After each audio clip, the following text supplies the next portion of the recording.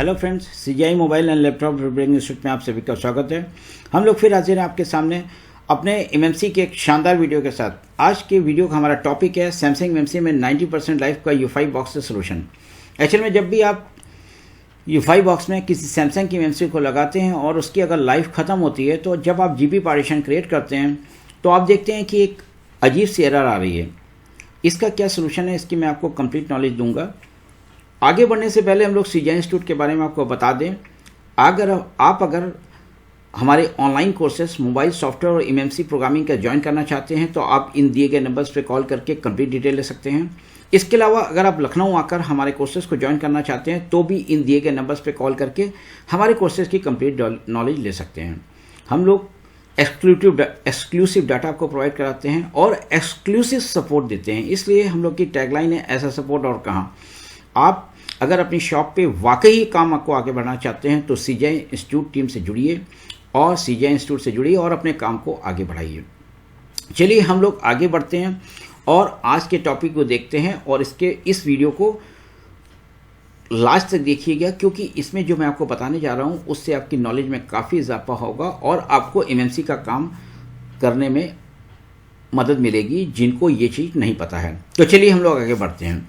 सबसे पहले जो मेरा टॉपिक है सैमसंग एमएमसी में 90% लाइफ का U5 बॉक्स से सोल्यूशन, इसको हम लोग सबसे पहले देखते हैं कि है क्या चीज़। देखिए, मैं U5 बॉक्स ओपन करने जा रहा हूँ और मैंने एक सैमसंग की एमएमसी लगा रखी है। अगर आप इन टाइप्स की आईसी का सोल्यूशन चाहते हैं तो इस वीडियो को लास्ट तक जरूर देखिएगा। मैं आपको बहुत सारी नई चीज़ें बताने वाला हूँ। U5 बॉक्स खुल रहा है, ठीक है। यहाँ पे मैं डायरेक्टरी सेट करता हूँ। यहाँ पे मैं U5 बॉक्स की डायरेक्टरी सेलेक्ट कर रहा हूँ, ठीक है। अब देखिए, जब मैंने U5 बॉक्स खोला है तो मैं इसको आइडेंटिफाई कर रहा हूँ। यहाँ पे देखिए, यहाँ पे जो है ये मैन्युफैक्चर आईडी में सैमसंग दिखा रहा है। मैं आपको दिखा दे रहा हूँ। ये देखिए, यहाँ पे ये जो है सैमसंग की आईसी दिखा रहा है, ठीक है। सबसे पहले हम लोग इसकी हेल्थ रिपोर्ट यहाँ से चेक करते हैं। हेल्थ रिपोर्ट यहाँ से जब हम लोग इसकी हेल्थ रिपोर्ट चेक करते हैं तो हमें कुछ अंदाज़ा हो जाता है कि इस एमएमसी के साथ हमें आगे क्या करना है। क्योंकि अगर आप जीटैग बॉक्स में देखें तो अगर उसमें अगर हेल्थ रिपोर्ट ख़राब होती है तो वार्निंग बैड हेल्थ लिख के आइडेंटिफाई में ही बैड हेल्थ लिख के आने लगता है, ठीक है। यहाँ पे अगर देखिए, जो डिवाइस लाइफ टाइम तो नॉर्मल दिखा रहा है। ये देखिए, डिवाइस लाइफ टाइम नॉर्मल दिखा रहा है, लेकिन अगर आप इसका SLC और MLC लाइफ टाइम देखेंगे तो ये 50 से 60% दिखा रहा है। इस आईसी को अगर आप जीटैग में लगाएंगे तो आपको वार्निंग बैड हेल्थ आएगी। मतलब 50% से अगर ऊपर लाइफ टाइम दिखाता है तो आप ये मान के चलिए कि इस एमएमसी को आपको रीप्रोग्राम करना है, ठीक है। इसमें जीबी पार्टीशन क्रिएट करके इस आईसी को एक नई लाइफ देनी है। जो भी इसको बीमारी है, चाहे कैंसर हो चाहे एड्स, कुछ भी कह दीजिए, उसको आपको दूर करना है।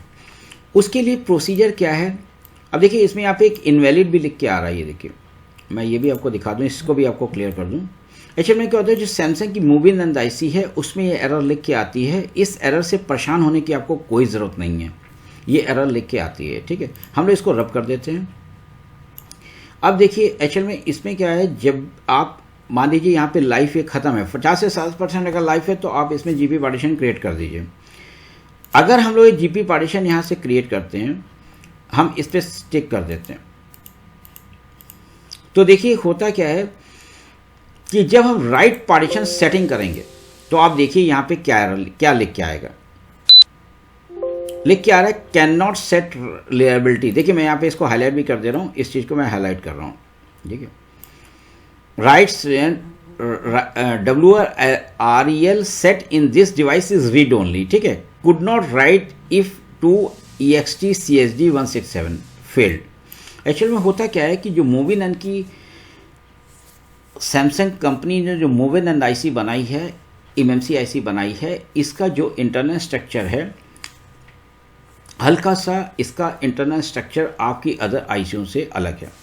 इस वजह से इसमें जीपी पार्टीशन क्रिएट नहीं होते हैं। इसमें आपको फर्मवेयर अपडेट करना पड़ता है। अब फर्मवेयर अपडेट में आपको क्या क्या करना पड़ेगा, मैं इसकी थोड़ी सी आपको डिटेल दे रहा हूँ।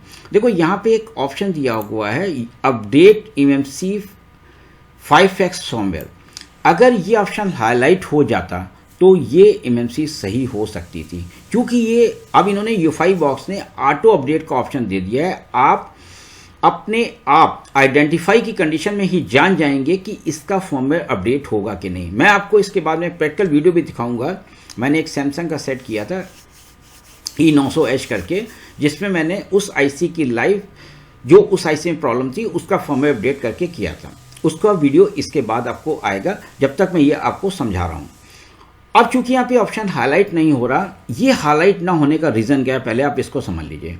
हम इसको मिनिमाइज़ कर देते हैं, इसको हम मिनिमाइज़ कर देते हैं और हम देखते हैं कि हम लोग एमएमसी जहाँ पे मेरा U5 बॉक्स इंस्टॉल है उसके हम रूट डायरेक्टरी में पहुँचते हैं। ये मैंने ई ड्राइव में इंस्टॉल किया हुआ है। यहाँ पे देखिए एक एमएमसी नाम का फोल्डर आपको नज़र आएगा, ये देखिए इसके अंदर एक FFU नाम का फोल्डर है, इसके अंदर मूवी नन आईसी के जो है फर्मवेयर है। अब देखिए ये जो मूवी नन आईसी के फर्मवेयर हैं और जो आपने आईसी लगा रखी है उसके ऊपर नाम होता है। आप उसको हल्का सा थिनर में साफ करके और माइक्रोस्कोप के नीचे रख के नाम देख सकते हैं, या अगर नॉर्मल नाम नज़र आ रहा है तो आप लेंस लगा के भी माइक्रोस्कोप भी देख सकते हैं। आप उस नाम को एक नोटपैड पे नोट कर लीजिए जो आईसी के ऊपर, आपकी एमएमसी आईसी के ऊपर लिखा हुआ है।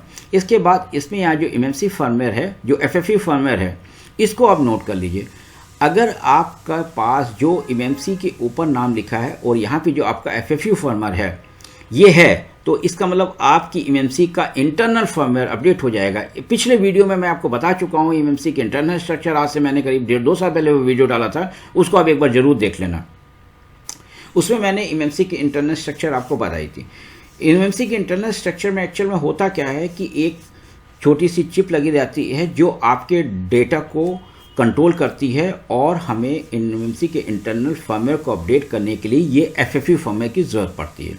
तो जिन आईसीओ के, जिन एमएमसी के, सैमसंग की एमएमसी के इंटरनल फर्मवेयर अवेलेबल हैं वो तो आपकी आईसी की लाइफ 90% वाली सही हो जाएगी, लेकिन जिनके FFU फर्मवेयर अवेलेबल नहीं है वो आपकी आईसी सही नहीं हो पाएगी।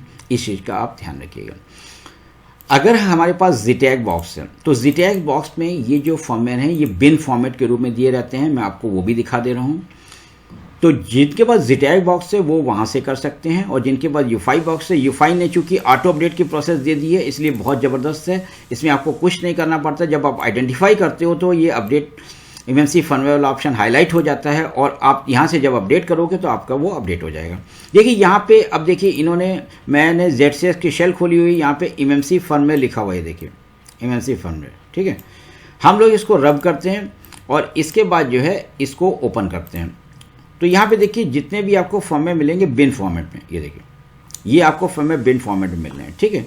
तो लगभग दोनों कंपनियों के फर्मवेयर सेम होते हैं। दोनों कंपनी जो है इनकी डंप रीड करके, मतलब एमएमसी के जो इंटर फर्मवेयर अपडेट करना होता है उसकी बिन फॉर्मेट में ZTAG बॉक्स रीड करता है, और एमएमसी जो U5 बॉक्स आपका है वो .FFU फॉर्मेट में इसको रीड करता है और यहाँ पे डाल देता है ताकि आप उस एमएमसी को सही कर सको।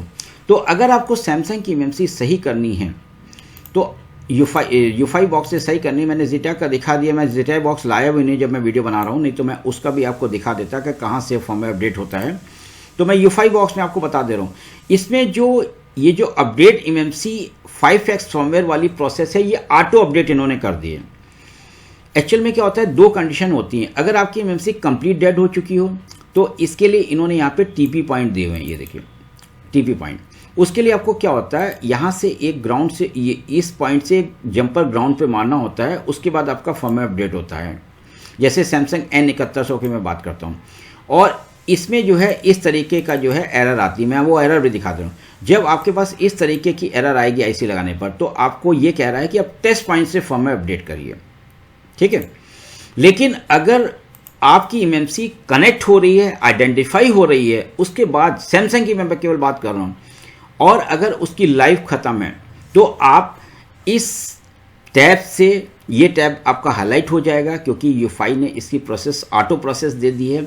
इसमें जैसे ही ऑप्शन हाईलाइट होगा और आपकी जब हेल्थ रिपोर्ट देखेंगे और आपकी हेल्थ रिपोर्ट 90% के करीब आएगी या 50% से ऊपर होगी तो आप इस फर्मवेयर को अपडेट कर दीजिए, आपकी आईसी सही हो जाएगी। इसका मतलब ये है कि ये आईसी आपकी FFU फॉर्मेट से अपडेट नहीं हो सकती, ये आपकी आईसी सही नहीं हो सकती, इस आईसी को हम लोग सही नहीं कर सकते हैं, ठीक है। तो जब भी सैमसंग की आईसी आपके पास आए और इस टाइप की एरर आए तो आप इस तरीके से इसका फॉर्मवेयर अपडेट कर सकते हो। चलिए अब हम इसका प्रैक्टिकल पार्ट देखते हैं और देखते हैं कि कैसे मैंने एक आईसी की लाइफ को, सैमसंग की आईसी की लाइफ को FFU फॉर्मेट अपडेट करके सही किया है। चलिए देखते हैं। चलिए अब हम इसका प्रैक्टिकल पार्ट देखते हैं। ये देखिए मैंने एक आईसी को आइडेंटिफाई किया हुआ है, सैमसंग G900H को, ठीक है। इसकी हम लोग जब हेल्थ रिपोर्ट देख रहे हैं तो हेल्थ रिपोर्ट में देखिए क्या आ रहा है। हम लोग इसको जब हेल्थ रिपोर्ट देख रहे हैं तो इसमें हेल्थ रिपोर्ट में देखिए ECC अनरिकवेबल एरर 3000 के समथिंग आ रही हैं और SLC MLC नॉट डिफाइंड आ रहा है, ठीक है। अगर ये एरर ECC अनरिकवेबल एरर आती है, जैसे आपकी हार्ड डिस्क में बैड सेक्टर आ जाता है, उस टाइप की एरर होती है। देखिए यहाँ पे आप देखिए MMC जो फॉर्मवेयर अपडेट वाला ऑप्शन हाईलाइट हो गया, देखिए यहाँ पे जो आपको दिखाई पड़ रहा होगा, ये देखिए मैं इसको जब अपडेट करता हूँ ये ऑटो हाईलाइट हो जाता है और अपने आप आपका फॉर्मवेयर अपडेट हो जाएगा। अगर ये ऑप्शन हाईलाइट हो गया और सैमसंग की MMC है तो आप मान के चलिए आपका फॉर्मवेयर ईजिली अपडेट हो जाएगा और आपको कोई प्रॉब्लम नहीं होगी।